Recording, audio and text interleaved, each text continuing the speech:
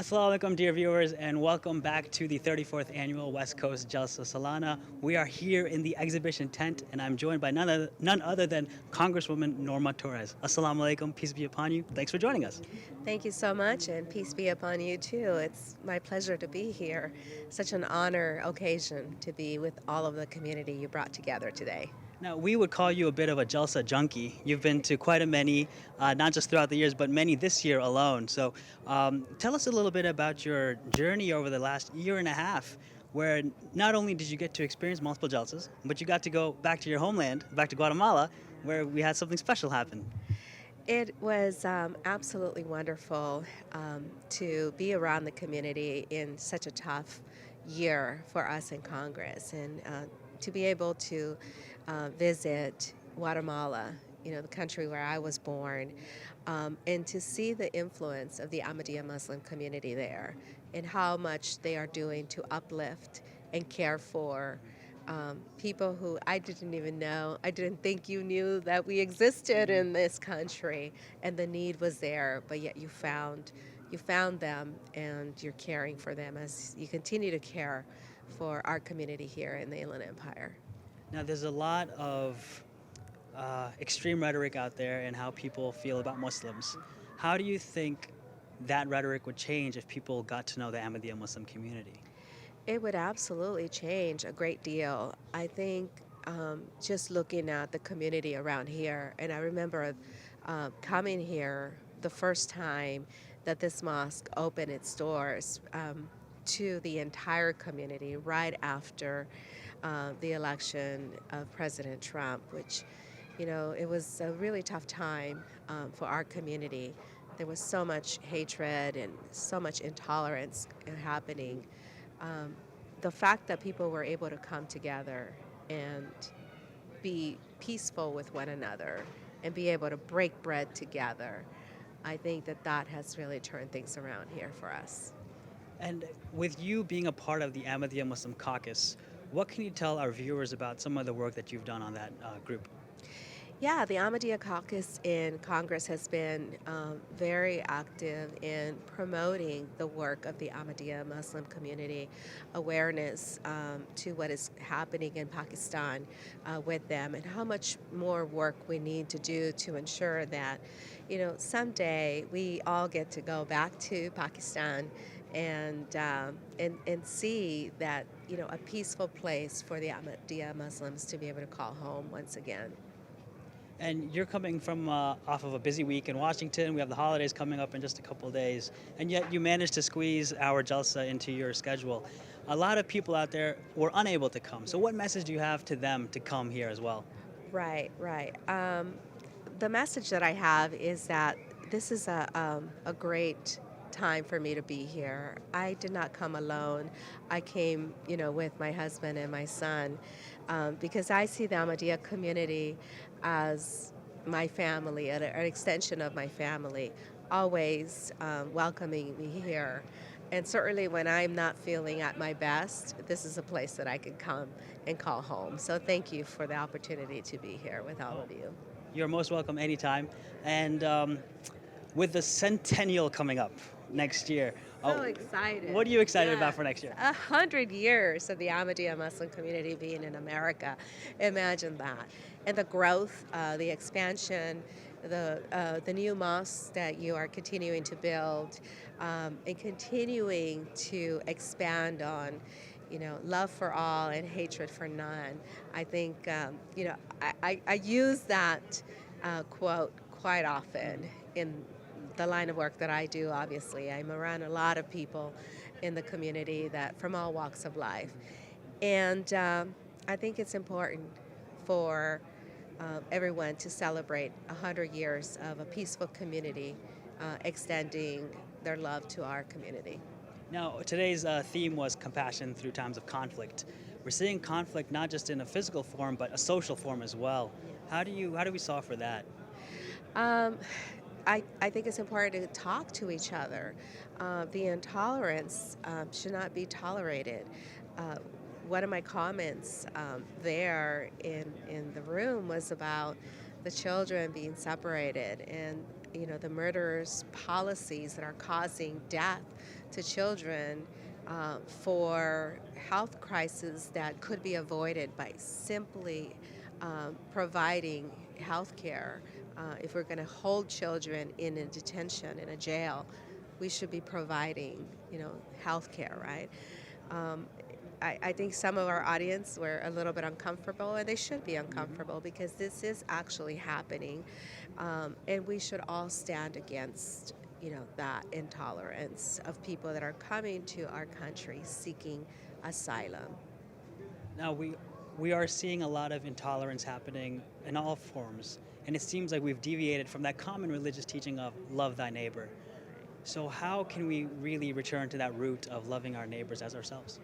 We can return to that, but I think it's going to take more people like the Ahmadiyya Muslim community extending that hand and allowing for opportunities like the one we have here today, where we have so many people from the community, different religions, right here. Participating and talking to each other and listening to the message, that is coming right from the Quran, a message of peace, a message of prosperity, and a message of that we can be better if we work together. God willing, inshallah. Thank you so much, Congresswoman, Thank for your you. friendship, for your comments, and for our continuing relationship. We hope that it grows ever prosperous, and we look forward to celebrating 100 years with you next year. Absolutely, it's my pleasure. Thank you so much. Thank you so much. All right, back to you over in studios, or maybe a clip, and we'll be back here at MTA at Jalsa Salana, West Coast. इश्क अहमद को दिलो जां में बसाते आइए रूह की धुंधलाहटों को जगमगाते आइए इश्क अहमद को दिलो जां में बसाते आइए रूह की धुंधलाहटों को जगमगाते आइए इश्क अहमद को दिलो जां में बसाते आइए रूह की धुंधलाहटों को जगमगाते आइए इस ज़मीं पर चश्माए रूहानियत है मौजज़न इस ज़मीं पर चश्माए रूहानियत है मौजज़न इस ज़मीं पर चश्माए रूहानियत है मौजज़न इस वक़ारे नौ बना के गीत गाते आइए इस वक़ारे नौ बना के गीत गाते आइए इश्क अहमद को दिलो जां में बसाते आइए रूह की धुंधलाहटों को जगमगाते आइए इन फ़ज़ाओं की है ज़ीनत क़ुद्सियाने रंगो बू इन फ़ज़ाओं की है ज़ीनत क़ुद्सियाने रंगो बू इन फ़ज़ाओं की है ज़ीनत क़ुद्सियाने रंगो बू में क़ुद्सियाँ दिल में बसाते आइए रंगो में क़ुद्सियाँ दिल में बसाते आइए इश्क अहमद को दिलो जां में बसाते आइए रूह की धुंधलाहटों को जगमगाते आइए हर तरफ है हुस्न सीरत सोज़े दिल सजदों का नूर हर तरफ है हुस्न सीरत सोज़े दिल सजदों का नूर हर तरफ है हुस्न सीरत सोज़े दिल सजदों का नूर इन हसी अनवार से आंखें मिलाते आइए इन हसी अनवार से आंखें मिलाते आइए इश्क अहमद को दिलो जां में बसाते आइए रूह की धुंधलाहटों को जगमगाते आइए इश्क अहमद को दिलो जां में बसाते आइए रूह की धुंधलाहटों को जगमगाते आइए ना पिए इस सरजमी को सजदाए शौक से ना पिए इस सरजमी को सजदाए शौक से ना पिए इस सरजमी को सजदाए शौक से राह गुजारों पर उजालों को बसाते आइए राह गुजारों पर उजालों को बसाते आइए इश्क अहमद को दिलो जां में बसाते आइए रूह की धुंधलाहटों को जगमगाते आइए ये हुजूम आशिकाने मेहदिए माऊद है ये हुजूम आशिकाने मेहदिए माऊद है ये हुजूम आशिकाने मेहदिए माऊद है इस हुजूम आशिका में मुस्कुराते आइए इस हुजूम आशिका में मुस्कुराते आइए इश्क अहमद को दिलो जा Assalamu alaikum wa rahmatullahi wa barakatuhu. We just wrapped up the guest session here at the 34th Annual West Coast Jalsa Salana, so we're bringing it back to our roots a little bit. I'm here with Regional Guide Sab, Zakaria Said Sab, and our guide here of Los Angeles Jamaat, Faik Malik Sab. Assalamu alaikum wa barakatuhu. Wa alaikum salam. Now, Guide Sab, don't be too confused with my guides. Guide Sab, you're also General Secretary of the Los Angeles Jamaat, which is a very huge responsibility on you. You were previously General Secretary for Los Angeles East when the Los Angeles Jamaat was into 4 different components. Correct. How has that, expansion been for you? Since you've seen it practically from the ground up, how's the difference been? What are some of the changes you've noticed? Well, you're correct. Well, I think the biggest difference is just the sheer number of members of the Jamaat.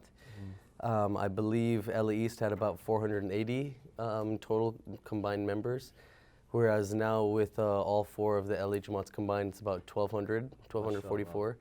So, in the beginning there was a lot of legwork that was required on trying to make sure we have all the updated information on individuals and contacting them, what's the right mode of communication, preferences. Right. So it's definitely been a hurdle just in terms of the breadth of communication. That I remember the general election and how long of an experience that was, how much of a, it was an event in and of itself, just to be able to host the election with the amount of members that we had. You're right, yeah. I think it was about like a 9-10 hour election or something like that. Correct, yeah. So yeah, it was quite the experience. Yeah. And Guide Sab, now having to deal with the Qudam, with the servants of the Jamaat, the servants of the Los Angeles Jamaat, how has that experience been with you trying to manage that given the amount of Qudam that you likely have? Well, this is my first time being a guide, and I'm actually fairly new to Los Angeles. So for me, it's been a great experience because it's a great opportunity for me to meet people. And with saying that, the amount of brotherhood that you can have in a bigger area is actually more promising. So for example, you can pair people up who have similar interests. Not everyone's going to be interested in a particular sport or activity, but you can then have more pairings because you have a broader audience. And I think that's been the challenge, which is distance. And I think that regardless of that, people have been making accommodations for that. People have been very receptive to that. And for me, it's been a great experience to be able to see the Jamaat grow. And I believe that if you think about it, 10 years from now, it will grow even more. Inshallah. And inshallah ta'ala, we have to prepare ourselves for that. And I'm very excited to see what that will look like. That's true. And you also have a lot of robust activities, even though it's been pretty early in the MKA year. You have, alhamdulillah, a regular pray and play activity. Could you talk a little bit about that and how that's been? I think it's important to note that the AMLA has been very active and they've been very supportive. And when you have a very supportive and active AMLA, they come up with great ideas if you allow them the autonomy to do so. So our Sayyid Jismani Secretary has a program called Pray and Play, where you come to the mosque and pray, Maghrib Isha, and then afterwards you play basketball. And for the Atfal, they have an activity as well. But the point of that was to get people to come to the mosque for prayer. And this is something that Hazur has been harping on for some time now, and we wanted to be able to combine the two. And this was, we felt, a very good way. And it's not on the weekend, actually. We started it on the weekdays because we wanted people to have a habit of coming on the weekdays. And inshallah ta'ala, we'll expand this and people will naturally start coming more regularly. And then you also took that team to MIST, right? MIST Yes, National yeah. Sports Tournament. How was that experience? This is great because last year Los Angeles actually didn't even have a team at the Missouri International Sports Tournament. And I think that Pray and Play allowed all of these players to come together again. And that's a direct result of us going there. And we got a lot of recognition. And in fact, the amount of respect and brotherhood that we had internationally, Canada was respecting our team, even other teams within the US were respecting our team and built a brotherhood with them to the point where we're now more excited to go. And other kids from Los Angeles who were not able to go are excited to become a part of the team. We may even have 2 teams now that we'll be sending next year, inshallah. I mean, as much as the other teams have their athletic prowess, Los Angeles is the home of the Jamaat, where Hazud Ayatollah Talib Nashal Aziz in 2013 actually presided over one of the games, one of the final matches. And that's something that, is an experience in and of itself. And Regional Qaid Sahib, you were here during that time when Hazur was on that tour. Describe some experiences that you remember from that tour. Yeah, the tour was amazing. I believe Hazur was here for 3 weeks, really just here in Los Angeles. Right. It wasn't combined with any other visit or side trip to a different location. So having Hazur bless you with his presence for 3 weeks uninterrupted was, you think back and you're like, how did we pull that off? How did we pull that off? Yeah, that's unreal now. Yeah. Especially when you see Hazur going to all of these Europe trips that he's been on. 3 weeks uninterrupted was a magical time. Yeah, alhamdulillah, I remember that too. And it was something special when Hazur went to Big Bear and then Hazur went to Malibu, and just those few kind of special moments that you had with Hazur, it definitely was something else. So Qaid Sahib, you also recently had a Tarbiti night. How did that go? It went extremely well. To, I think, a lot of people's surprise, the way that the Jamaat has been functioning thus far, our Atfal Secretary and Ta'aleem and Tarbiyat Secretaries have been fairly active with our youth. And the Tarbiyat night the purpose of it was really to just get everyone together and to build some brotherhood. And we had, I think, about 70 plus Atfal alone who came to that night. And that's out of a Tajneed 100, right? Yes, so that's, exactly. MashaAllah, 70%. Alhamdulillah, yes. And that alone I did the math on my head. Yeah. Don't be too surprised. Yeah, that event alone actually sparked a great deal of interest for kids to come more actively to other events as well, because now they've developed friendships with other kids who came to that event. And we're really looking forward to doing this again, and I'm hoping that this is going to change people's minds about coming to the mosque, because I think there was that negative stigma for some of these kids that coming to the mosque was not a fun place or not a place that they felt comfortable in. I think we're trying to change that, and I think they're kind of seeing now that this is a place that they should now look forward to coming to. So inshallah, I think that was a turning point for not just the Atfal but Khudam as well. Regional Qaid Sahib, to leave a last point, what would be your goals for the Southwest region as we enter the centennial Jamaat year and as we enter the upcoming year? I would love to see, excuse me, I would love to see at all of the majalis here in the Southwest region to start having consistent events every single week. Qaid Sahib here in LA has the blessing and burden of having 3 masajid within his majlis. and populating those mosques by having consistent events, quality events every week, I think is the goal and is the strategy that both him and I have been kind of brainstorming, wanting to bring that to fruition for the coming year. Jazakallah. As you can see, there's many aspirational goals that we as the viewers should incorporate from this Jalsa into our own lives.